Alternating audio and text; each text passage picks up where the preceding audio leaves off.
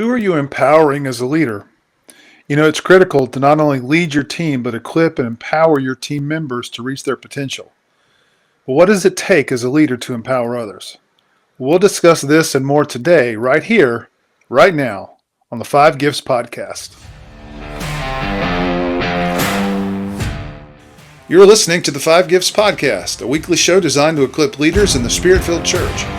I'm Bruce Ritter, and along with my co-host Charles Russell, we offer insights for leading the local church in the fullest expression of Jesus. If you're interested in learning more about practical theology, the gifts of the Spirit, and spiritual disciplines, this is the show for you. Welcome to the Five Gifts Podcast. Welcome to the Five Gifts Podcast. We're thrilled that you've joined us today.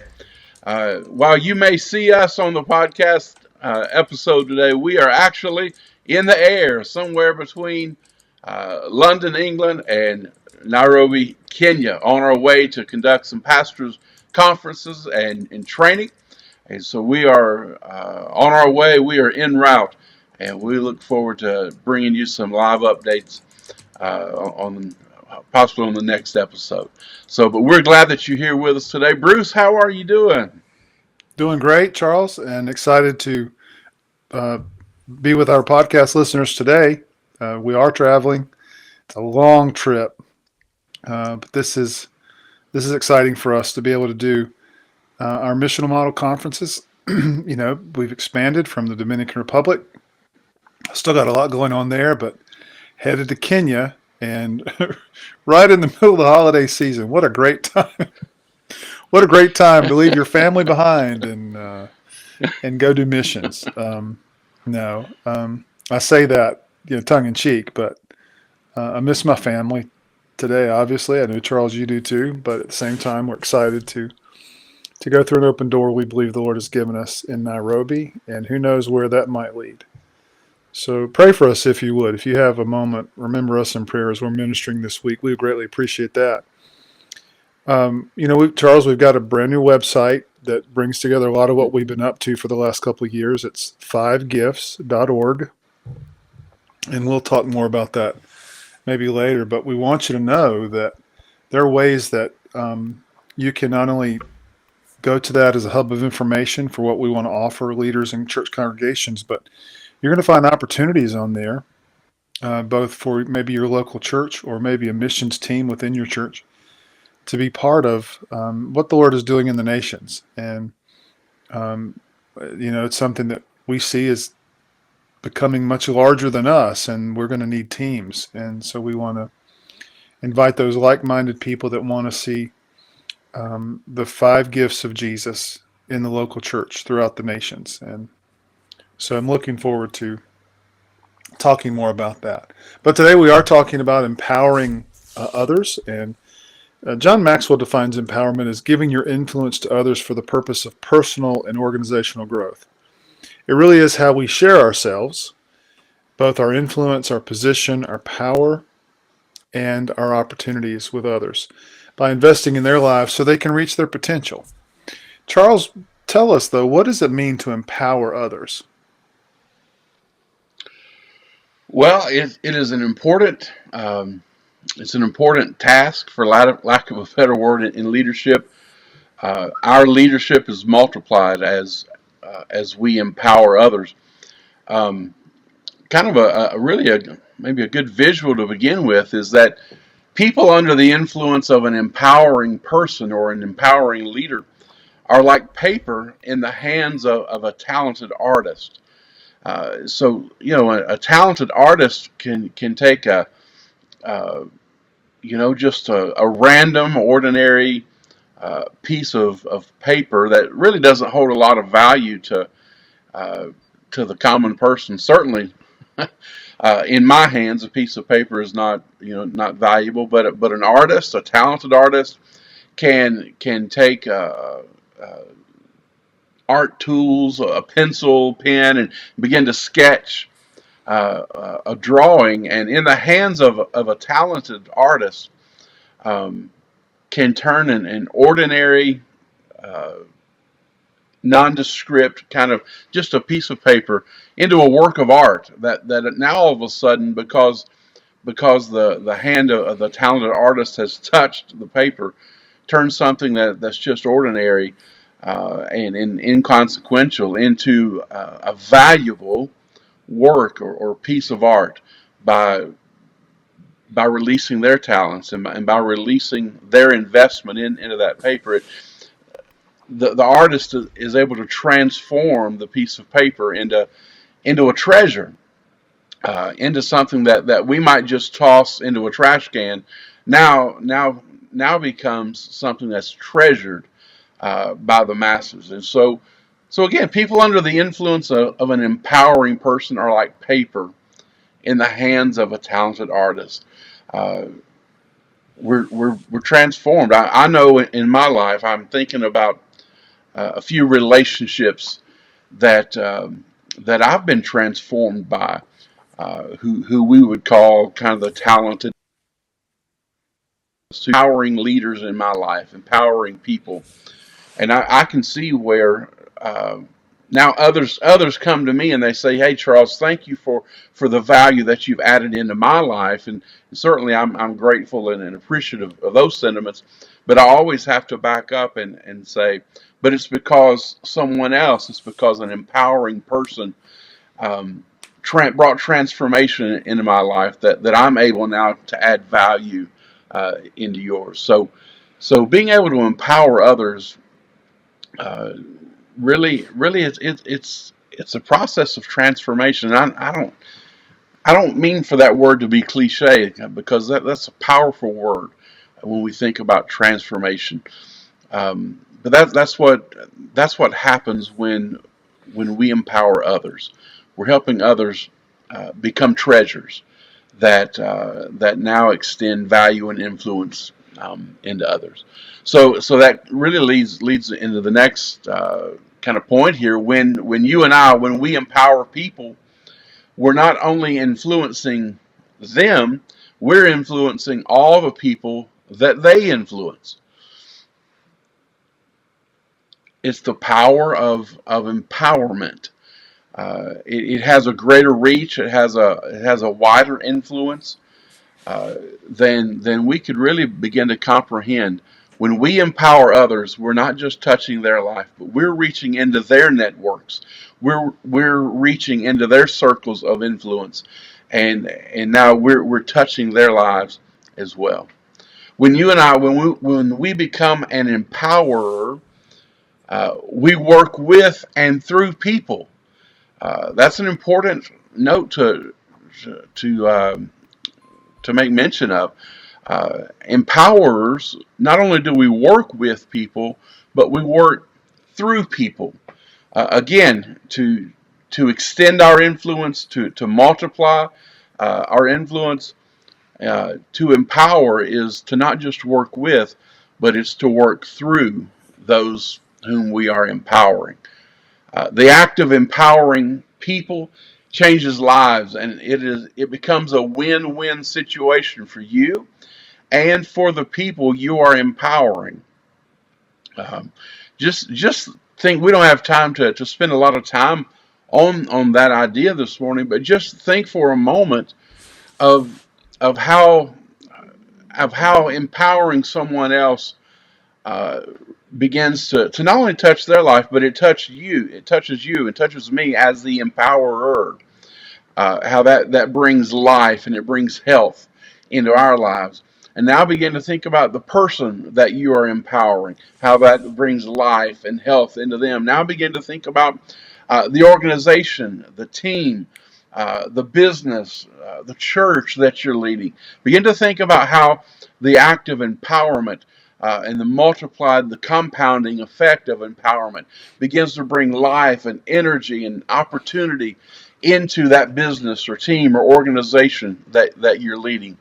The act of empowering is a dynamic force that again it creates a win-win situation for everyone who is involved.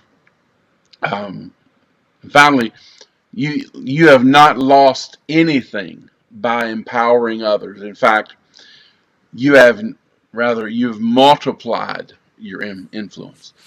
I'm not going to say that there's not a cost to empowering others. There's certainly a cost, but we haven't lost anything by empowering others. Rather, we have multiplied our influence. And man, I don't know about anyone else that's listening, Bruce, but I would rather multiply than I would add.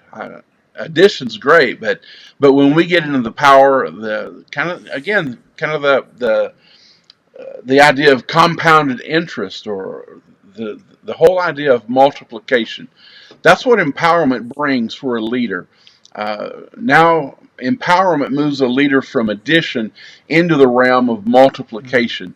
And so we haven't lost anything by empowering others, but rather we multiply um, our influence. Just a few questions to kind of reflect on as we're talking about empowering leadership. Um, who is it, leader, that you should be empowering, but you've hesitated for whatever reason, for one reason or another? There's an individual, there's a couple people on the team or in the church, in the leadership pipeline, if you will. Who is it that you should be empowering, but you've just hesitated? You've paused for whatever reason. Maybe begin to write those names down. Take note of those individuals that you realize. All right, look, if to multiply the influence, to multiply our leadership and our effectiveness, going to need to empower some folks. Begin to identify who is it that you should be empowering. Now, here's another question to think about. What's the worst thing that could happen if you did empower them? I mean, if you spent the time, if you made the investment to empower these individuals, what's the worst thing that could happen if you actually empower them? So follow-up questions to that would be this: is that something you can live with? If you empower them and the world turned upside down, I mean the bottom fell out, the worst case scenario came to fruition, is that something you can live with? By the act of you empowering them, is that something that you can live with if the worst case scenario is lived out? And then here's the question: so what's holding you back now? Even if your worst case scenario comes true, what's holding you back now from empowering these leaders or these volunteers within your organization? Well, Bruce, what do we need personally to begin empowering others? Well, I think first, Charles, this is not in the list, but certainly just reflecting on some things you've just shared, I think, are you willing to invest in people? What's necessary? There is a return on investment. There is a cost involved, but there's always going to be a return on investment when you artfully work at empowering other people. I can think of a lot of task-driven people that I know, and maybe that might include yours truly from time to time, but where the idea of taking another meeting with someone feels like a drain. It can feel like probably a moment of time that I'm not that invested in, because it may feel like a waste of time. I hate to use that expression. I don't think any time with a person is a waste of time. In the same breath, I recognize that sometimes that taking those steps to work with people is taxing. It takes a lot, but you don't lose anything by empowering other people. You multiply your influence when you do that, and I think that's a great point. And I think as a leader, you need to come to terms with that before you recognize your capability of empowering people, because there's a tremendous time element. You've heard the 80-20 principle, and you think of that 80% of the work gets done by 20% of the people. Well, if you take that into your approach to being a person that empowers others, then what you begin to see is you probably need to spend your 80% of your time with 20% of the people. 80% of your time management is going to be invested in working with other people, and people that are producers, people that have a growth mindset, people that have potential and want to do the work. And so I think that's probably the qualification in my list that I didn't include, and I wanted to make sure we revisited that. But if I were to think of other qualifications of an empower, um, I think it sounds surface, but I think it's absolutely true. You need position. You've got to have a level of relationship with a person. I don't mean pure relationship. I'm saying that you need to have a title. You need to have a defined role in their mind and in the organization. I think it's impossible to empower the people that you don't lead. So at the minimum, people need to see you as a leader. People need to see you as a person of influence. And usually that's not going to be merely invested in a nameplate as much as it is an identity that people recognize in you. So you need position. People need to know that you're a leader. Second qualification of an empower is it's very closely related, but you need relationship. You need an approach with people that includes trust and includes a sense of respect. Real relationships are forged. They're not formed. They're not scheduled in your appointment book. They are formed, and it takes time and energy to build that relationship. I just said respect, but I think you need respect. I think relationships are going to may cause people to want to be with you or use up space on your calendar, but respect is what causes them to want to be empowered by you. And we've talked about the attractiveness that you have as a leader, and you want to leverage that in mentoring others and empowering other people. You have an attractional quality about your life as a leader, and just learning to invest in people is going to elicit a respect. I think that's essential to being a capable empowerer in their life. And then finally, I think you need commitment. This may tie into what I said initially, but yeah, it's how dedicated are you to the process? I mean, if you're content to just a status quo with your team's output right now or your church's output right now, then you probably don't need to listen to any more of this podcast. But you need commitment. You want to be dedicated to the process of upping the game and helping other people reach their potential. So we're really talking about, as an empowerer, you're becoming a catalyst for improvement in their life, and but that takes a tremendous amount of dedication.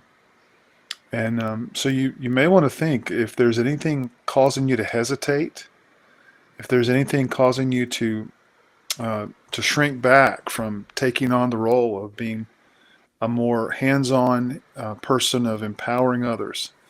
I think you want to come to terms with that, because it's not something you want to jump into willy-nilly. Some questions you might want to ask yourself is, number one, do I value people in my organization and see them as the most important asset? If you think your time is the most important asset, if you think the resources of your organization, your capital, are the most important asset, then don't bother trying to empower other people, because your focus is not where it needs to be. You need to understand that your people, if you understand that your people are the asset of your organization, then if you answer that in the affirmative, then you're ready to start thinking about a relationship with them that's built on improvement and empowerment. Secondly, you want to ask yourself, do I believe that empowering others leads to greater success than individual achievement? One of the greatest factors for harnessing your team is looking at ways to help develop them as leaders and develop their potential. So if you firmly believe in that, then you're ready to get started. Thirdly, are you actively seeking out potential leaders to mentor and lift? And one of the challenges, I think, as a leader is looking at yourself as not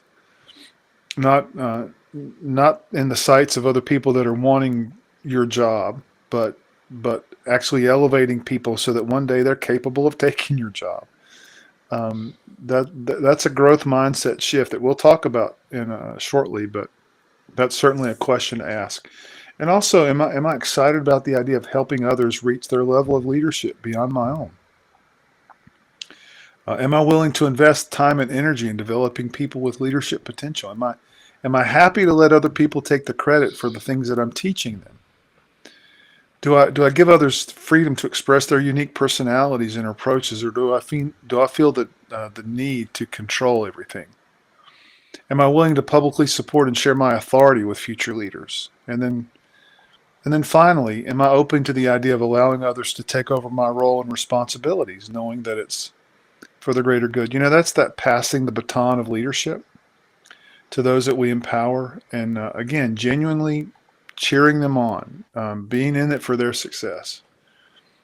So, Charles, those are just a few thoughts. But how can we as leaders not only inspire, but actively empower others to reach their potential? Maybe we can talk about that process. Sure, sure. We absolutely we want to help empower others to their potential, and so a few steps that we can use to guide us as we empower others would be, first of all, we need to evaluate them. There needs to be some type of evaluation. We've got to answer the question, what are they capable of? What are they capable of? And so we can look at these areas when we are evaluating. Number one, knowledge. All right. What do they need to know? What do they need to know? What's the knowledge they need to know? Secondly, is skill. Do they have the ability to fulfill the job requirement? As we're evaluating, we need to take inventory of their skills. Is their ability there that will allow them to fulfill the job requirement? And third is desire. It doesn't matter how much knowledge or how great of a skill set an individual has. If they have no desire to do it, listen, success is out of their reach. Success is not in the realm of possibility. So, what kind of desire? What's the level of desire there as we're looking to empower people? Again, the first step we want to take is to evaluate, and that includes knowledge, skill, and desire. So, we want to look at kind of a three-pronged approach in our evaluation. The second step, as we move from evaluation, we want to begin to model for them. We want to model for those that we're desiring to empower. Listen, it's just a fact of life, and it's a fact of leadership. People want to know what you expect. As the leader, those that we're empowering, they want to know what it is we expect, and so we have to model for them. Uh, it's one thing to teach it, but being able to model our expectations is so much more powerful. If you expect people to be on time, then maybe I'm just going out on a limb here. Maybe as the leader, I should be punctual. Maybe I should be on time. Um, and so whatever the expectations are, yes, you need to have that as an informational piece, but you need to also be able to model and demonstrate your expectations. You need to be, and I need to be living out those and meeting those expectations uh, while I'm teaching and kind of casting the vision for what we expect and what we desire to see in this process of empowerment. So evaluation, and then we want for those that we're empowering what our expectations are. A third uh, step in this pathway of empowerment would be give them permission to succeed. Give them permission to succeed. It's critically important. And here's how we can do that. So again, number one is we expect it. What do we expect? Cast the vision with encouragement. All right, so we're giving people permission to succeed by casting the vision of expectation, and we're positive. We're being encouraging in that vision casting process. So expect it. Secondly, verbalize it. We want to repeatedly tell them what is expected. So verbalize it. And I would even say in our repeated communication, try to be creative.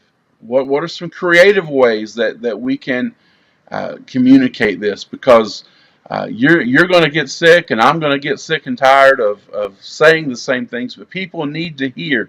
There's something in the power of repetition.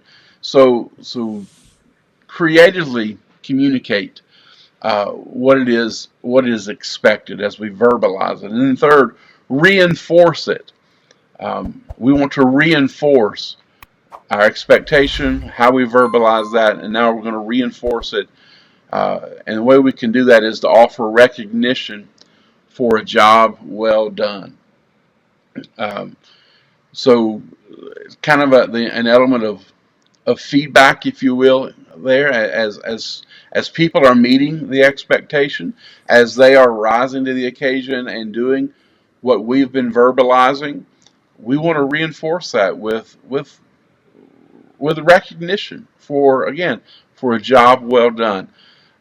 Being positive in our empowering leadership, and celebrating with people, celebrating their victories in this process of being empowered, goes a long way. It goes a long way in multiplying our leadership and our influence. So again, giving people permission to exceed, and that, again, another three-pronged approach. We want to expect it, we want to verbalize it, and then we want to reinforce it. So, Bruce, any thoughts or any additional items you would add as we're talking about how we're empowering people? Yeah, and just Charles, to touch on just what you shared, I think those are three critical points and very good insight. By casting vision, and verbalizing it, I think it's so important to be clear and specific on what you're looking in terms of what does the success look like. And when people know what you have not only cast vision for, but the steps to execute that in a good manner.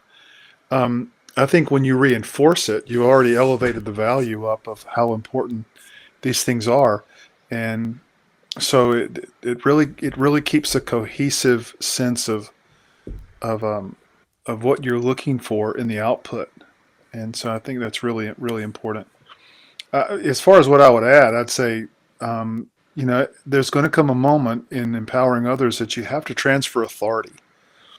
Authority is not by position. Authority is given when you've genuinely empowered someone, you give them the challenges that you know that they can meet, so they can experience some success. A few years ago, I made a decision, in terms of the preaching ministry of our church, that I was going to share the pulpit with one of my associates, and I think he has a tremendous. He's not on staff now; he's moved on, but had a tremendous gift for teaching, and so I'm pretty guarded in our pulpit. There's a certain standard that I want, and I think that was a little intimidating for him in the beginning, but you know. Because I had taken the time to work with him on sermon ideas and to talk to him about expectations, and had cast some vision for him, I think when the time came and I gave him the reins for that Sunday morning, he really began to take that, and you just saw the growth in him as a communicator. And so when you begin to give people the opportunity, then you're giving them a sense of authority, and you're not hovering. You're putting them out there after the input and the training and the investment, and ready to watch them succeed. So that's going to become a critical moment when you start transferring authority. Number two, or not just number two in our list, but obviously in addition, publicly show your confidence in them. Acknowledge their strengths in front of other people, and be consistent about it. People know when you're being disingenuous, so always come with genuine, heartfelt appreciation publicly, because they're not only going to pick up on it, but for example, when your congregation knows that you're trying to overcompensate for a poor performance, um, they pick up on that. So make sure that your confidence is shown in a genuine fashion. Supply them with feedback. It's one thing to acknowledge their success publicly, but always on the level of relationship, use that private time to supply them with feedback. You don't know your impact until you get some feedback. Well, the same is true for them. They need to see the impact, and some things you talked about earlier, Charles. The not only verbalizing the expectation, but reinforcing that by bringing some feedback, and then release them. Help them to learn to take the initiative on their own and feel free and have the authority to do that. Allow them room to succeed, and I think you'll find that you're going through the process of empowering people in a way that is productive, it's measurable, and they can proceed with a sense of confidence, not only of themselves, but they're going to sense that you have confidence in them, and that's vital, I think, to genuinely empowering people. Charles, these are some powerful results when it comes to empowering people, but let's talk about some of the benefits. What are some of those benefits of empowering other people? Well, we're all about the benefits, and part of leadership is getting results. And so, when it comes down to it, empowering leaders is sometimes it's the only real advantage that one organization has over another. Um, and so, listen. If you're looking for again, uh, for lack of a better term, kind of that competitive advantage or that distinctive advantage. I'm gonna go out on a limb and say it's probably going to be found as you and as I as leaders, as we begin to empower other leaders. That's going to heighten the advantage that we have. Uh, and maybe another word I should use instead of advantage would be our effectiveness. It's going to increase our effectiveness, the effectiveness of our leadership. Um, Again, over the team, over the family, over the organization of the church, wherever it is that we're leading, whatever context we find ourselves leading in. If we are empowering leaders, it it gives us a great advantage. It's kind of like the rocket fuel, that kind of like the nitro boost. Uh, Empowering leaders just it fuels and it takes the organization to greater heights um, than we could ever achieve apart from empowering leadership. So um, as we as we begin the process of empowering others, uh, two things are going to happen. Number one, your life is going to change. Your life is going to change as you begin to empower others. The second thing that's going to happen is their life is going to change as you begin to empower them. Your life is it's going to change for the better.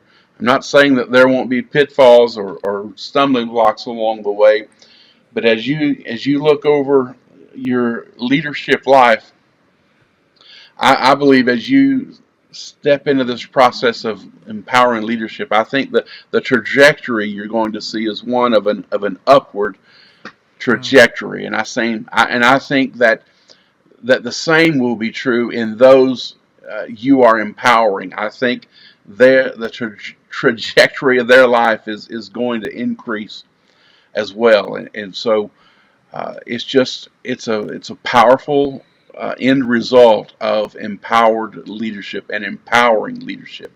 Your life's going to change, and their life is going to change. Um, I think the third thing that I just want to mention as a benefit or as a result of empowering others, your relationships and your communications will grow and improve. You just watch the quality of your relationships, the strength of your relational connections that you have are going to grow. The the quality and the effectiveness of your communication is going to improve greatly as you and as we begin to empower others. Bruce, any other benefits that you may can think of, or as we're talking about Charles, empowering? you know, my thought was, because churches, we're not competitive organizations, or we're not called to be competitive Yeah, with one another. We have a common mission. But I just want to say, and I want to say this with as much humility and sobriety as I can. Um, Pastor, if you do this, if you will build a culture of empowering others in your ministry and in your church, you're just going to be doing something that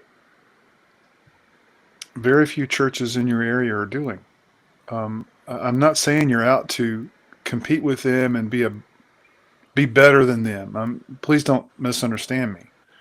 yeah, But there's a sore lack of empowering others in the local church.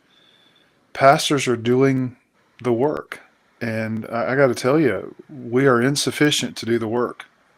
We are called to equip the saints for the work of the ministry. And if all the ministry is tied up in you, then you have severely limited what the impact that your church can have. And Charles, I'm going to go even further. I'm going to say I know very gifted leaders, very capable leaders, very strong leaders that haven't taken the necessary steps to build a culture of empowerment in their church. And you're going to find in their very same community, they're going to find there are other churches with not as capable leaders, but have done a better job of equipping people. And there's going to be a difference in the health of those two churches. And that's a tough pill to swallow for a pastor. And so taking that on with a sense of humility and recognition that the calling of Jesus on your life is actually to do what we've been talking about today. And I think once you come to that realization and you're ready um, to repent and turn and start into those kind of behaviors as a leader, you're going to be better for it. absolutely, absolutely. And uh, so, short of giving the altar call this morning, Bruce, you brought us to a place of repentance. Brought me to a place of repentance, and so Yeah. uh, I've got both hands raised uh, in that regard. So leaders, man, listen to what Dr. Bruce is telling us today, because and really I'm serious. Take heed Yeah. to the wisdom that Bruce is sharing moments. It's not that we're not competing against other churches, but we are to be good stewards, and we don't use that word steward. So we're to be good managers. We're to be good managers of the calling, of the gifts, of the responsibilities Christ has given to us as leaders Amen. in His church, and we've got to take the lid. We have to take the lid off of our churches, and the way to do that is to empower the people. Um, Amen. is to empower the people that Christ has entrusted us with to build His church, to advance His kingdom, and empowering leadership does that. So, well, part aside from getting on my soapbox, I don't want to step on what Bruce has eloquently placed before. So I will say this: thank you so much for joining us today here on the Five Gifts podcast. Please remember to like, to follow, to subscribe, to share. do everything you can to help spread the word, increase the influence of. We want to empower you to help increase the influence of what we're doing and what God's allowing us to do through the Five Gifts podcast. Remember our website. You can go to fivegifts.org and see all the wonderful things that God is doing through this ministry. You can reach out to Bruce at coachingcardia.com. And Bruce is a phenomenal spiritual life director, spiritual life coach, and he will lead you through a process of empowering leadership coaching that will be transformative for you, for your organization. You can reach me at charlesrussellministries.com if you have issues that are church related or ministry related. charlesrusselltraining.com, and we would be glad to serve your organization as well in that regard. So reach out to us. We'd be glad to be a source of or a catalyst to change for you or for the teams that you lead. Well, I think the fasten your seatbelt lights coming on. We must be getting close to Africa, so it's almost time to land. We've got to go. We'll see you next week right here on the Five Gifts podcast. You've been listening to the Five Gifts podcast. If you would like to take the next step as a spiritual leader, we invite you to visit either of our websites or contact us for leadership coaching. We can help you reach the next level in your own growth and leadership. We provide leadership, spiritual gift, and personality assessments that give you a better grasp of your leadership style. And we also create a customized growth plan that empowers you to reach your full kingdom potential. We can't wait to hear from you.